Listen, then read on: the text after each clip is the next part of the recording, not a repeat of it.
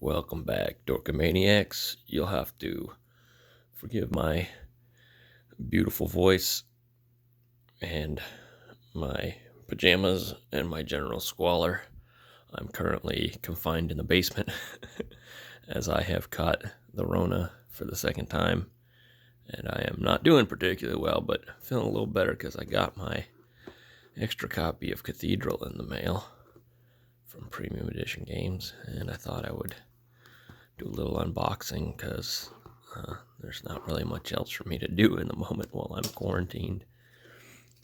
But I'm going to try and do all this stuff with what little tools that I have available to me down here, as I'm trying not to get Lucha Jr. or anybody else sick. But I bought a second copy of this during their second chance sale.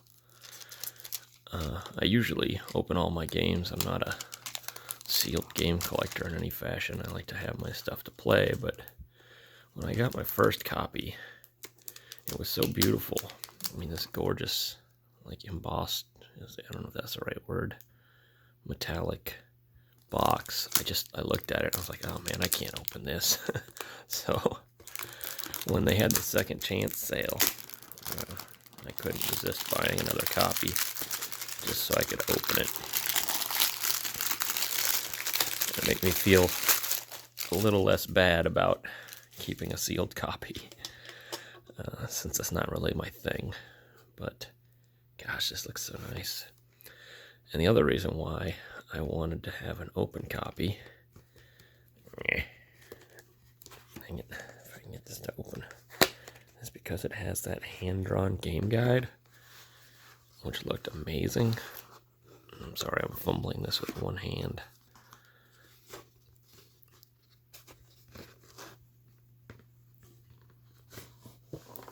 There we go. Is that everything? That is everything. All right. Anyways, I wanted to check out this hand-drawn game guide. There it is. I bought one of these in the past. I think it was for Zelda, the hand-drawn game guides, and I thought it was pretty neat. But man, the paper quality on this is solid. This is not your cheap garbage like manual that you see in some of these releases from, not to name call anybody, but other print companies that still put manuals with their games, which, is becoming a rarity now. But this is actually like really high gloss, high quality paper. I remember getting my first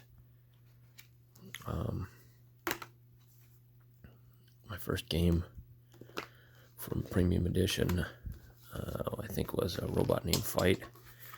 Being so impressed with their glossy manuals that it reminded me of Working Designs. So now I'm an old crotchety man, and I have lived through pretty much all of the eras of gaming, starting with Atari. I know there's stuff before that, but let's just give you a time frame. So I'm familiar with when Working Designs was like a thing. And even back then, Working Designs felt kind of special. I mean, even when there was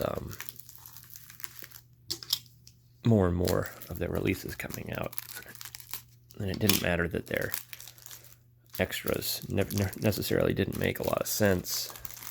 Like sometimes you get little paper standees and you'd be like, what does this have to do with the game?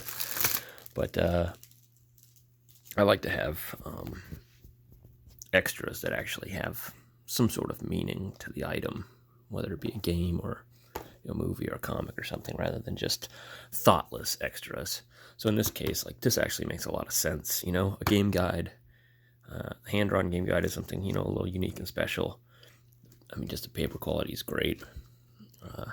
This stuff all feels like somebody cared, and that's kind of important. And like, I'm not like a shill for any of these companies, specifically Premium Edition Games. Like, I'm not like personal friends with them. I don't make any money. I'm not affiliated in any way. I just, as a lifelong gamer, when you get something like a working design level quality product, it shows that they actually care. Not that working designs didn't do more beyond just putting out a special edition box set or whatever. They did actually bring games here that normally wouldn't come here, but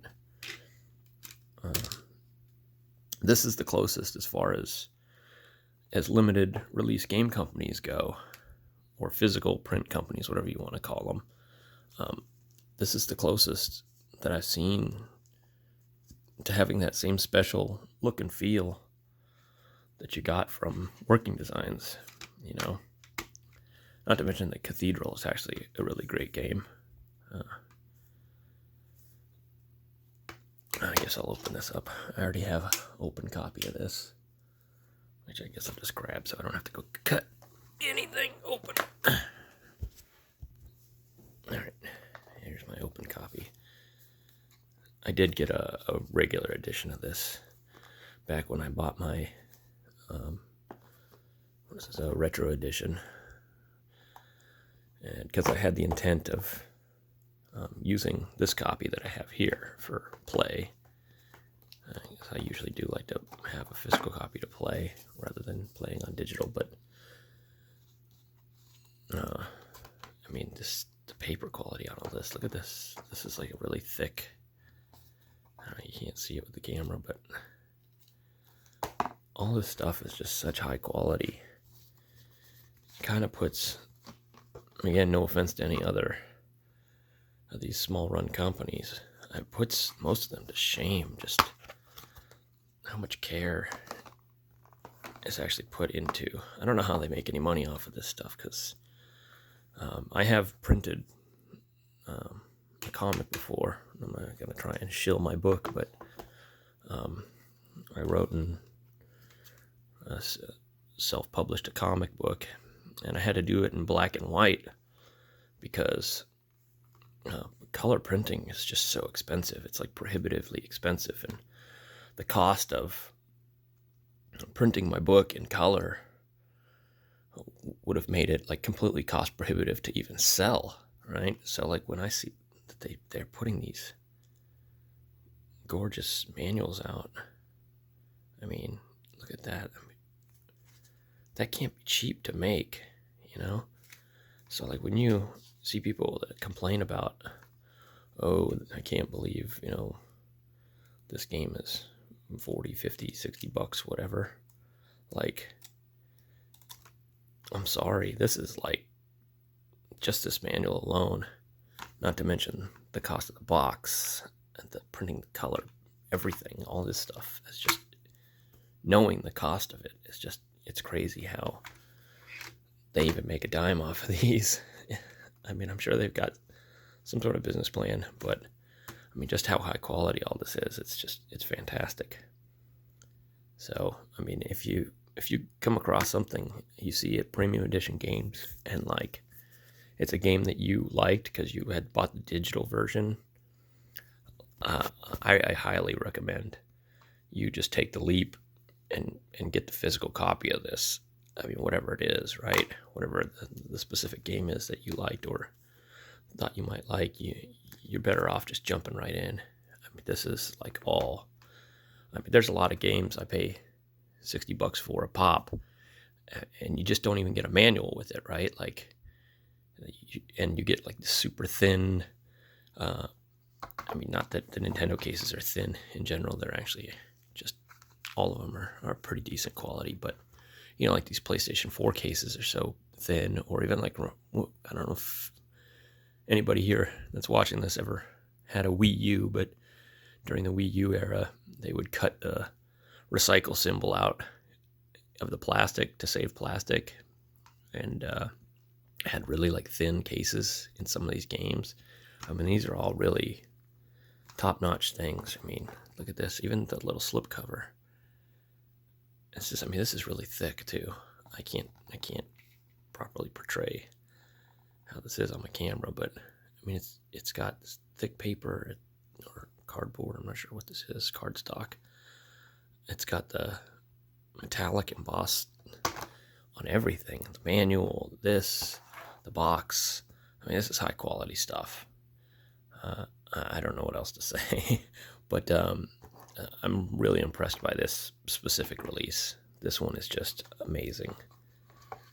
Especially the game guide, it's just cool as all heck. Alright, well, thanks for watching. I hope you managed to make it all the way through with my sick voice and my trashy table, folding table in the basement. See you next time.